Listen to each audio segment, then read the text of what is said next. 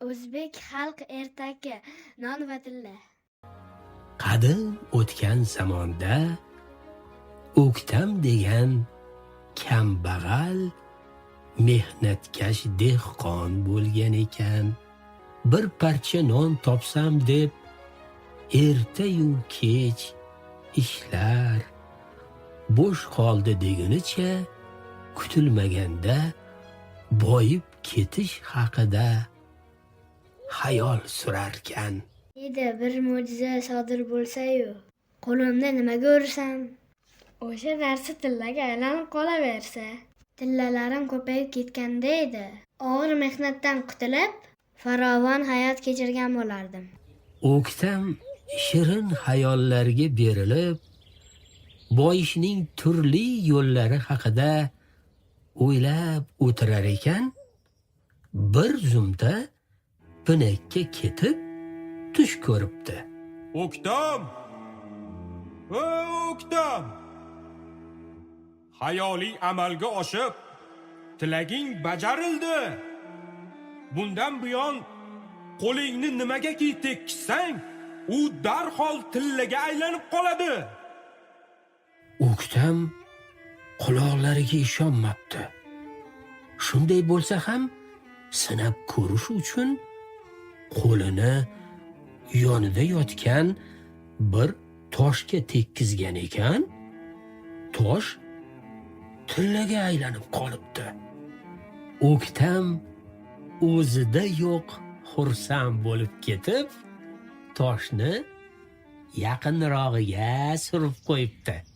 Rostdan ham boyib ketganga o'xshayman. Ana endi yer sotib olaman, dang'illama uy quraman, atrofini bog'roq qilaman. Chiroyli oz va yaxshi kiyim-boshlar sotib olaman.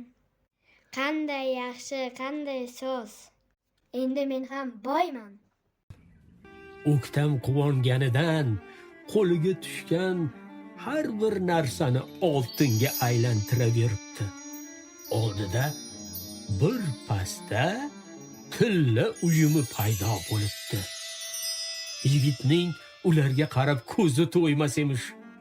Birozdan keyin qattiq charchagani va qorni ochiqqanidan yurishga darmoni yo'qligini sezibdi.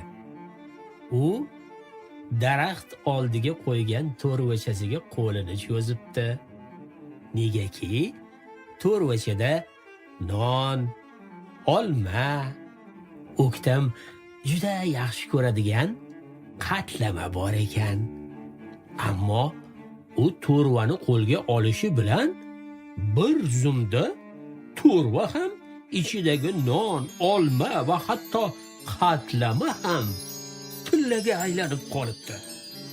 Bunaqa bo'lishini kutmagan O'ktam hangu mang bo'lib judayam qo'rqib ketibdi. Endi nima qilaman? Axir nimaga teginsam, tillaga aylanaversa, qanday yashayman? Qanday qilib ovqat yeyman? Suv ichaman? Tillani yeb bo'lmasa, bu ahvolda ochlik va tanglikdan o'lib ketaman-ku. Nimalar qilib qo'ydim? Kerakmidi menga shu boylik? O'ktam juda pushaymon bo'lib, hatto yig'lab ham olibdi. Qo'lining bu kuchidan qutulmoqchi bo'libdi. Nima qilishini, qayerga, kimning oldiga borishini bilmay qolibdi. Jahli chiqqanidan boshini daraxtga bir urgan ekan, o'zini daraxt panasida ko'ribdi. Avvaliga O'ktam hech nimani tushunmabdi.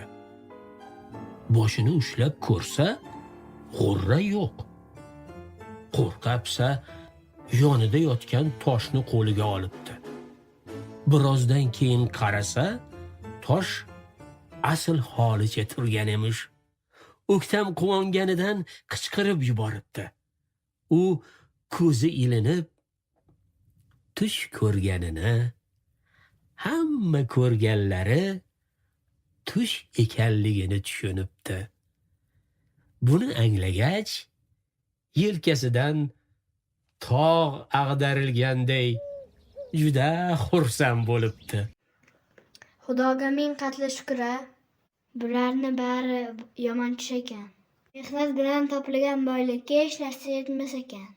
Boshqa hech qachon osmondan tushgan boylikka havas qilmayman. Undan ko'ra o'zimni qo'llarimga ishonaman. Hunarim, halol mehnatim bilan yashash yaxshi ekan.